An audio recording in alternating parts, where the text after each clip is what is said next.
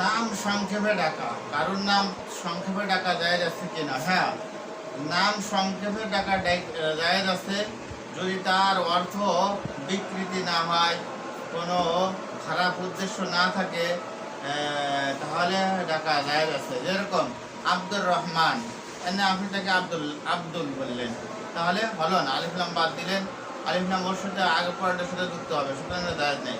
যেরকম আব্দুল্লাহ, আব্দুর রহমান, আব্দুর রহমানকে শুধু রহমান বলে ডাকলেন, এটা জায়েজ হবে না। আব্দুর রহমান পুরোটাই বলতে হবে। আব্দুল্লাহ, আব্দুল আব্দুল এরকম বলা কি হবে না? জায়েজ হবে না। হ্যাঁ, নাম সংক্ষেপে টাকা জায়েজ আছে ওইখানে যেইখানে অর্থ বিকৃতির কোনো কারণ না পাওয়া যাইবে। যেরকম রাসূল করিম সাল্লাল্লাহু আলাইহি ওয়াসাল্লাম আবু হুরায়রাকে আবু হির বলে ডাকতেন, আয়েশা রাদিয়াল্লাহু তাআলা আনহাকে আইস বলে ডাকতেন।